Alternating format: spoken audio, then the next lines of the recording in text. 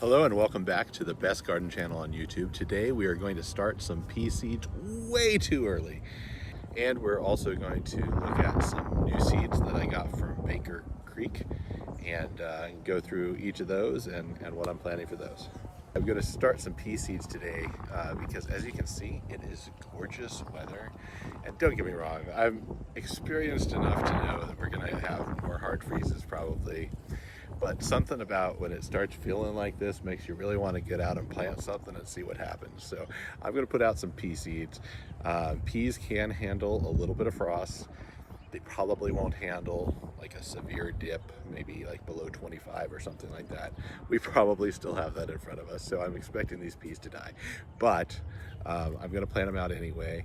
Most of the labels say that you do it when the soil is workable. Well, in my raised beds, the soil is already workable. So I'm going to put them in and we're just going to take care of them and see what they do, and I'll update you on the progress. I'm sure it will not be great, but I did put them in water last night, so we have them ready to put into the ground. So let's go ahead and do that first. Okay, these were a type of snow pea that I'm planting. You can see that I've been soaking them overnight to kind of jump start them on germinating, particularly with these low temperatures. We'll even see if they do even sprout. Because, you know, overnight we're still dipping close to freezing. I think it's actually all week supposed to stay above freezing though, so maybe we'll have some luck. But obviously I haven't even cleaned out from last year. We still have some old tomato plants in here. I'm just going to lift this one right here out, and that's where I'm going to plant, kind of between there and this stake that I have here, so that they can grow up the stake, and I can obviously put in other stakes and move it around. But let's go ahead and do that. Okay, so let's just plant there. And actually this soil, even where I haven't just poured the water, is really quite moist, and as you can see, very workable. So while it is cool, you know, this might work. We'll see.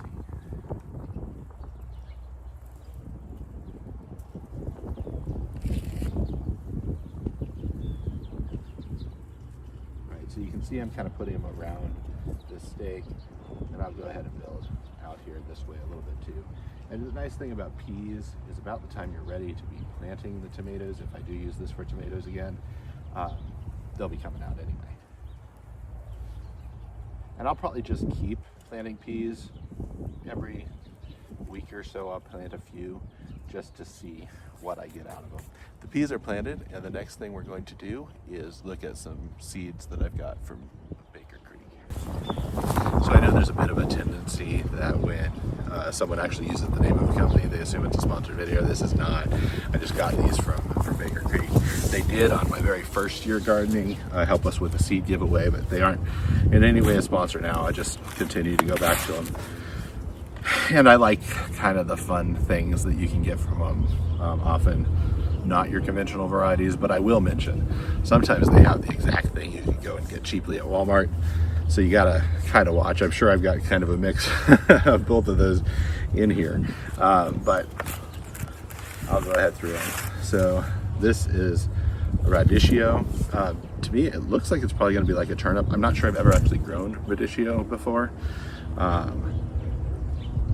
It says it's sweet, tender leaves and earthy, sweet roots. Roast the roots for a coffee-like brew or use in salads and sauteed dishes. Now this is early summer, so I'm not going to plant it now. Then apparently they want fall harvest on them. Next up, I just like the fact that these are colorful. I've had many bells from the store before that we've eaten, but this will be growing our own. I think that'll be a nice thing for the channel as well, being nice and colorful like that. They're described as a trio of red, yellow, and chocolate bell peppers that produce an abundance of tiny, colorful orbs, easy to grow and so rewarding. Next up is our Australian brown. This are onion seeds, so I'm going to get these planted very soon. I'm probably going to do a video, in fact, on planting these. I've already got some in a seed tray, but I'm going to look at some different ways to also plant these. And so one of the reasons I got this particular variety is it is an intermediate day variety. I'm in the Kansas City region, so not really long day or short day. I'm right in the middle of the country. So intermediate day I think will do the best here. So that's why I got these. This is the Buena Mulata pepper. In all honesty, I got it because of the color. I think it'll look nice, be good for the channel.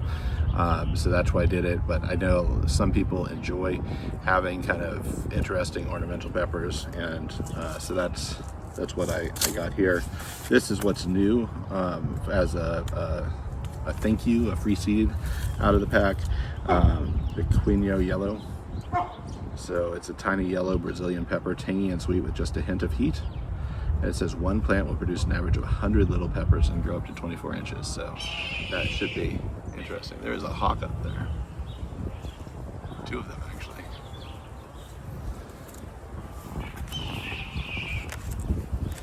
That's fun. Okay. Next up is Queen of the Night tomato. This has brush strokes of indigo on its shoulders cut into the round fruit to reveal a stunning vermilion color. Indeterminate variety, compact, 5 to 5.5 feet on average with blue tinged regular leaf foliage. So I'm guessing that will be a very attractive plant. There's nothing on here. Oh, it is. It says richly flavored. So richly flavored could mean a lot of things. I'm guessing it has like kind of that flavor that your Cherokee purple or any of your darker tomatoes have. So here is our refined sugar watermelon. It was described as one of the sweetest watermelons ever. So that's why I'm trying it. I think that'll be pretty exciting. So refined sugar watermelon, if you've ever grown it, let me know what it actually tastes like, if it is as good as that would sound like it's going to be. And a Botswana ice cream watermelon. It says it's a cotton candy texture and sweet fiber-free flesh. The description was very good for it, indicating unforgettable, long-keeping treasure for flavor lovers and seed collectors. Like I don't know, it just sounds like it's a pretty novel thing. So one of the advantages of growing your own garden is the ability to try crazy, weird stuff, and so that's what I'm doing here.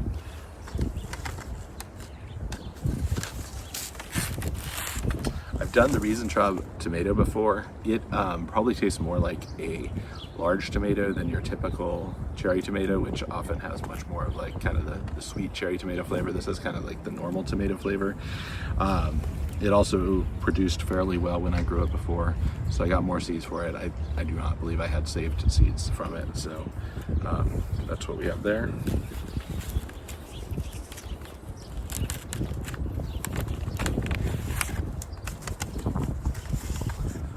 This is the Odeon bush bean. It's supposed to have very high yield, very good for home gardening, supposedly.